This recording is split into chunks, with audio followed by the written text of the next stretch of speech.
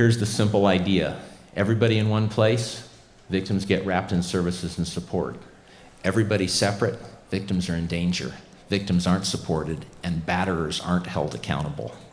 And you know what happens when men aren't held accountable for violence against women? They just keep doing it.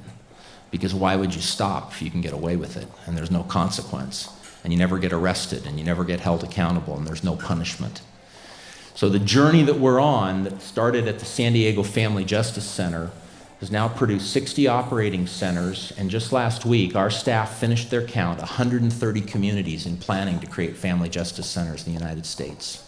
Just opened 2 centers in Amman, Jordan in November with the King and Queen of Jordan, in a country and in a culture where if a woman leaves today, if a woman leaves her abusive husband, the most likely thing that's going to happen to her is she will be murdered by a relative in what's called an honor killing, and they will accuse her of being unfaithful to her husband. And a defense to murder in the Middle East right now continues to be adultery or alleged adultery.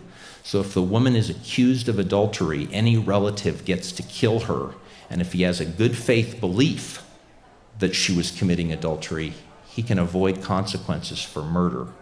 And in the middle of that culture, we just opened a family justice center in Amman, Jordan, an amazing place called Dar al-Wafaq, under the leadership of Queen Rania, the Queen of Jordan, who's an amazing woman who is very wisely saying exactly what Barbara said earlier tonight. Women are the engine of the entire world economy. And so she said, we've got to have women supported and empowered and healthy in Jordan, because everyone will benefit from empowered women in Jordan. And her king, her husband, stood next to her and said, yes, that is the policy of the Hashemite kingdom of Jordan, an Arab country, a Muslim country, where the king and queen of Jordan have stood up and said, empowerment of women is the future for the Middle East. Unbelievable courage, unbelievable courage. And a great tribute to their leadership. But I also stand here for another reason tonight. I stand here because for 25 years, I have tried to learn the lesson that Ashley Walker taught me 25 years ago when she said, you will never make a difference in this work if you don't keep listening to women who are victimized, women who have been survivors and have overcome unbelievable odds to be able to get out of abusive situations. So one of the factors that's been most significant in my life is just listening. We just finished the 200th focus group that I've participated in my career with survivors of sexual assault and domestic violence in Dover, New Hampshire, listening to 7 women share their incredible stories of courage. And as we've listened to them, we've informed everything we're doing by what they say. You don't just put services together to put services together. You put services together when you say to women, what services would you like put together? What do you need in one place? We need childcare.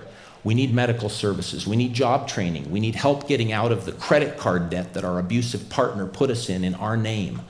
They start listing the things that they need, and then we start providing them based on their need in order to change the world for them.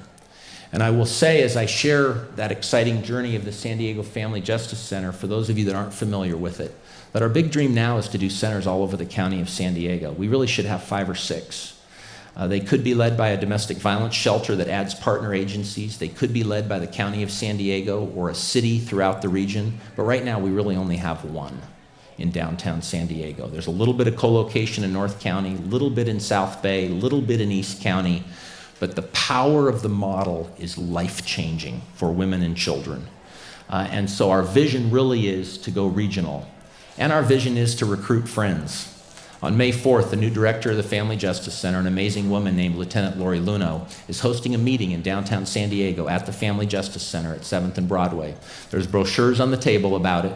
And she's saying, I'd like businesswomen to come help us figure out how to raise the profile of the center, how to create a network of women in a community leadership council that will help elevate the model so that we can continue to serve more and more women in San Diego and spread the model county-wide. So I'd love you to go over the table and get some information. And then the last piece that I will share before I wrap up my remarks is I really believe that the way you really change the world is we all get honest with each other about our own families. And we all get honest and okay with sharing what we've been touched by. I was paternalistic in this work for probably 9 years. Didn't believe it was about me, didn't believe it was about my family.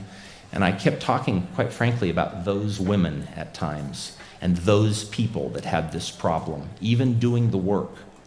Till 1993, when my dad sat me down and said, Casey, you need to know that your grandfather abused your grandmother and your grandfather abused me. My family, white, upper middle class. My grandmother took it to her grave, never said a word to anybody. And the only reason my dad told me in 1993 is because the day before, my dad's brother had walked out into the driveway of his suburban Seattle home and stuck a .38 revolver in his chest and blew himself into eternity. A man who'd grown up in an abusive home, who went on to abuse his wife and his children, and eventually took his life. The only thing unusual about that being that it wasn't a murder-suicide, rather than simply the suicide of a man who had been victimized. It changed my life. And ever since 1993, I tell people about my journey and growing up in a home where I had a father who was touched by family violence, a good man who still struggled with having grown up in an abusive home. And I talk to those that I come in contact with to say it's all of us. All of us have been touched somewhere.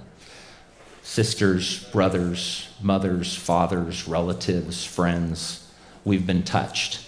This is how we treat one another in intimate relationships in this society. And by the way, you know where all the violent men in our society come from? They come out of homes with drugs and alcohol and violence. That's where they come from. In America, we raise our criminals at home. And the sooner we understand that and we're honest about it, the faster we can start building fences at the top of the cliff instead of sending ambulances to the bottom of the cliff. Because this is where dreams and hope is. This is not the hope. Prosecuting the murderer is not a success story. Locking up the killer of a girl or a woman is not a success story. Preventing the murder is a success story. Breaking the cycle of family violence is a success story. Loving that 9-year-old boy who's really angry because he's just watched his father beat his mother. You can love him at 9, or you can lock him up at 17 when he joins a gang and say you're tough on crime. This is the hope. This is where we need the help, quite frankly, not just in San Diego, but all over the country.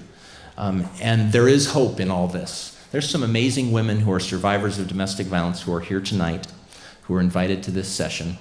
Amazing women who we consider our heroes. And I will also say this. My wife and I had to raise kids after I'd grown up a generation away from violence. And I had to struggle with some issues. Not violence issues.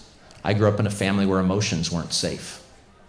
I grew up in a home where my dad did some things to me in the name of corporal punishment that I've put people in jail for. And so I had to work through those issues with my dad.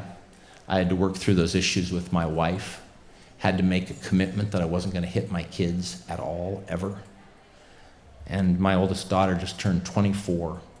And you know what? She turned out great. She didn't have to be hit in order to be an amazing young woman. My other daughter's 22, and she didn't have to be hit growing up in order to turn into an amazing young woman. And I have a son who's 20, and I didn't have to hit him either in order for him to be an amazing young man who respects women, who wants to do something to change the world. And I made a lot of mistakes as a father, but I got to tell you, the one mistake I didn't make was deciding not to hit my kids and deciding that I was going to try to model for my kids respecting their mother in order so that they would grow up to know that my daughters deserved respect and my son knew how to respect.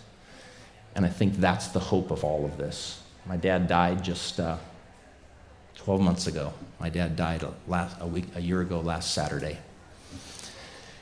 But my dad did one thing that I'm forever grateful for. In 58 years of marriage, he never hit my mom. And in 58 years of marriage, the one thing he prioritized in his whole life was affirmation of his kids.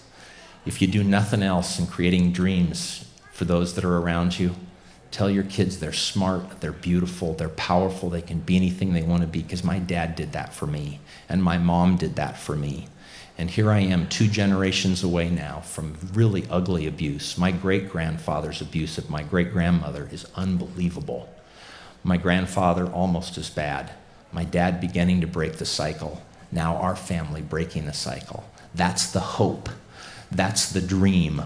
And quite frankly, that's the way we're going to change the world, so that 20 years from now, we're not talking about the same issues of violence against women and the same issue of children growing up and repeating the cycle and ending up going to prison.